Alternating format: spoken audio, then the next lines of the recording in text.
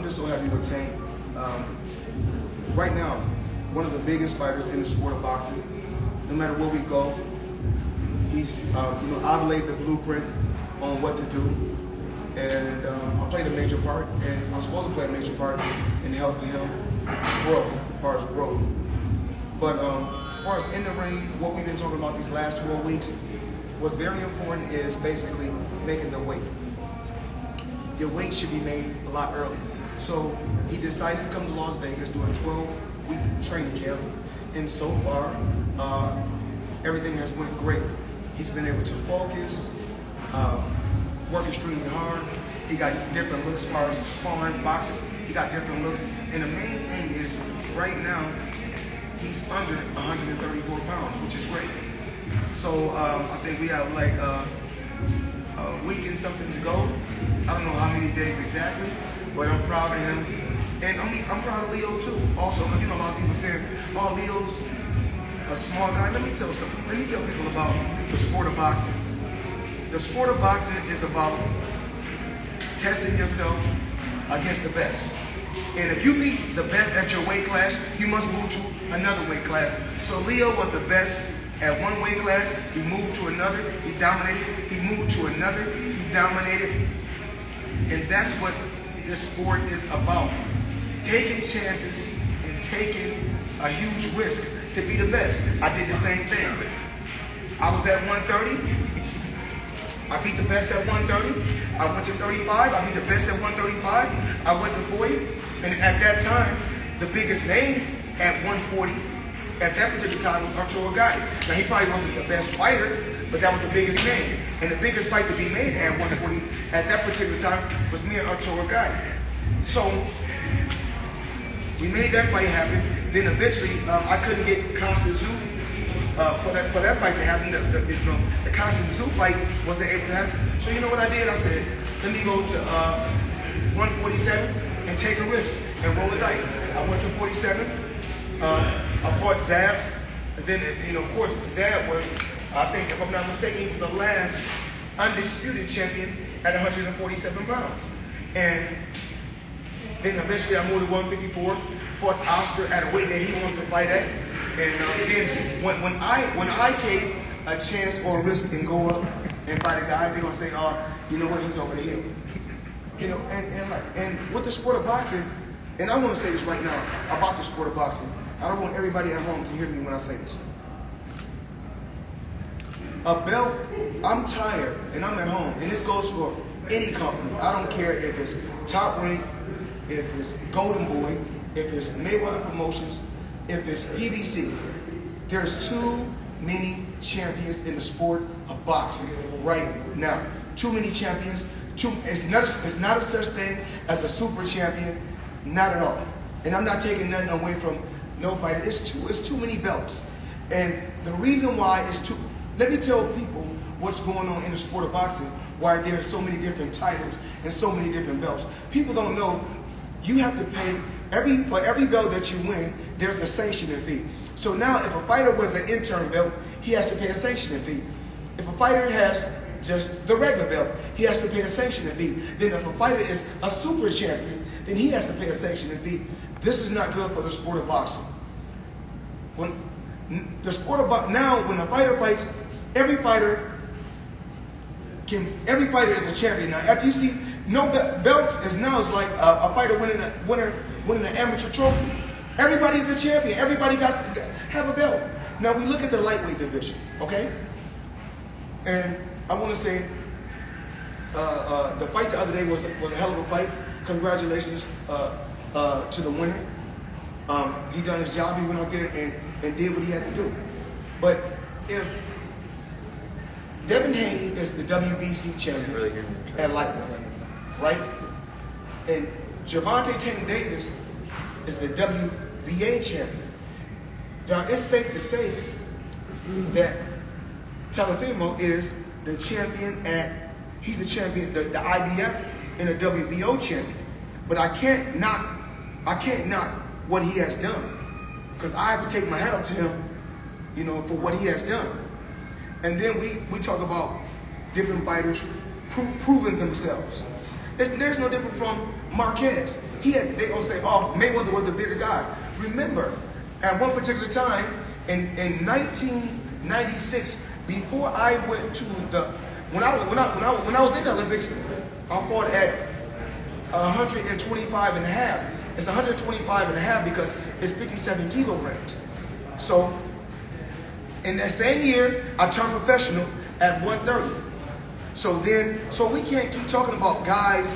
This guy is a small guy. To be the best, you must take risks. You must take chances. And if it takes going up in weight or going down in weight, that's the sport of boxing. That's how boxing works. And we look at Manny Pacquiao. He done the same thing. He takes chances. But then when he loses to me, guess what they say? Mayweather was he was the bigger fighter. It's always a catch-22 when it comes to me. So once again, I don't want to knock no fighter, but I'm tired of seeing fighters after the fight. Everybody got a championship belt now. Now boxing, all these belts is like trophies. The WBC, the WBA, the IBF and the WBO. Y'all gotta clean this shit up. Y'all have to clean this up. This is bad for boxing. Ain't there such thing as no super champion. You guys are just taking extra money from all these fighters, getting extra money from sanctioning fees. And this goes for my company as well. We gotta clean the sport of boxing up. This don't look good. When you look on TV now, everybody's a champion. You see all these fighters posing with a belt. And then we got another guy at lightweight, which is Ryan Garcia. And then I look at Ryan Garcia, and he's a pretty cool fighter. I don't take nothing away from him.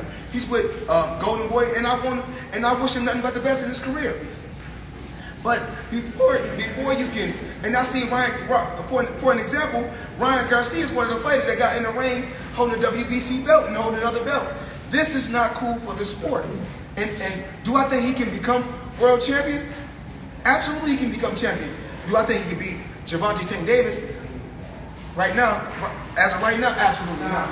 Now, that would be a fight next, but Tank cannot overlook Leo Santa Cruz. Hell of a fighter, tough competitor, and like I said before, if he went to 4 weight classes, it's obvious he can fight his ass off. So any fighter that's no different from Canelo. Canelo was able to jump weight classes. You know why? You look, you say, well, Canelo, when he faced me, they said, well, you beat Canelo at a catch weight. Remember this, you go back and you read the articles, before you can speak on anything, you must do your homework. Canelo was the one that said he wanted to fight me at a catch weight class. So me being a smart businessman, guess what? I'm gonna test you and see if you really want to do it. Now, is he one of the best fighters out there, pound for pound? Absolutely, he's one of the best out there, but we cannot overlook Gervonta Tank Davis. He's also one of the best out there, pound for pound. And you look at him, I believe it's like over a 90% knockout ratio. 95% knockout ratio. So whoever, you got to realize this. One thing we know about Gervonta Tank Davis, he got an equalizer in any hand. So he can hit you with any hand, and it can be good night, Irene. Gervonta Davis on the phone right now. inside the ring. We realize that now. Gervonta Davis, real quick, so we can go back to the workout. The maturation of Gervonta. Can you explain briefly for 30 seconds on what you have been able to do for him? Well, one thing I'm gonna keep stressing to these fighters, just period. Everybody want to know, how am I able to still live the life, that I live? We can't just think about, and Telefimo the other day after the fight, he was like, he said something real. What I didn't do was, when I made my money, I didn't just go buy a car or buy a chain. It took me a while to learn the game. I didn't have a Floyd Mayweather. I wish I had a Floyd Mayweather. And it's another, if I had a Floyd Mayweather, I would probably be in a lot better position than I'm in now, because I would know how to move a lot better when I was younger and knew smarter things to do. But Al Henry, a great businessman, Leonard Ellaby, I must take my hat off to him and the whole Mayweather promotion staff, because while I'm out traveling the world having fun, they take care of the company, and they're doing a great job doing that. So I must commend Mayweather Promotions for doing that. And one thing about us, what we do is we put fighters in a position to win titles, and we put fighters in position to make things, you know. And when you look, even like our fighters that fight on PBC, if you look, when our fighters fight on PBC, we talk about the Nielsen ratings. When our guys fight on Fox, we don't go out there and talk about how many homes. Sometimes it's 4 men, sometimes it's 5 men. So we don't knock nobody for what they do. We just gotta speak facts. And then there's another fighter out there that we don't talk about that deserves his just due. Andre Ward. Andre Ward, we don't never talk about him, even though he retired undefeated. He beat a lot of good fighters, and we need to talk about him and give him his just due also. But the other night, when I seen that fight, just when I go back and look at that fight, I feel that it would have been a lot more exciting if Lomo got started earlier. But at the end of the day, my thing is this. I think he could have been worried about the power. Now, you can't be worried about what nobody say on the outside. You know, you got to train. That's why Tank, we got him in the gym right now. We got Tank in the gym right now. So he trained because he expected many different looks. So many different looks. You don't know what Leo you may get. You may get a Leo that's on his toes boxing. So that's why Tank has so many different looks in his training camp. But I take my hat off to all these fighters. You know, I had my day in the sport, and even like a lot of times when they was talking about comparing Lomo to me, when you got I didn't have to have 500. I didn't have to have 500 amateur fights, and he done something that I wasn't able to do. He was able to win 2 gold medals, which is a huge accomplishment. Just to go to the Olympics is something huge in itself. And they said, well, guess what? He was the quickest to win a world title than any other fighter. Man, once you fight 300 amateur fights, you're a professional anyway. You're a professional anyway. And you cannot compare a fighter like Lomo to me, or a fighter like Ali, or a fighter like Sugar Ray Leonard. You know the reason why? Because we won our first fight. We won our second fight. We won our third fight. So I'm not going to take nothing from Telefimo for what he did the other day. But remember, this guy already had a loss to Salida. And Salida wasn't, quote unquote, the best guy in the world. He was solid. And he won a title before. He wasn't the best guy in the world. We appreciate the insight, Floyd. Thank you for joining us again, Floyd Money Mayweather. We're going to go ahead and get back to the workout. Devontae is there. Again, Halloween night. You'll see this guy there. I'll be there too. You better be too. Showtime every day. Okay. Was his phone on? I don't know.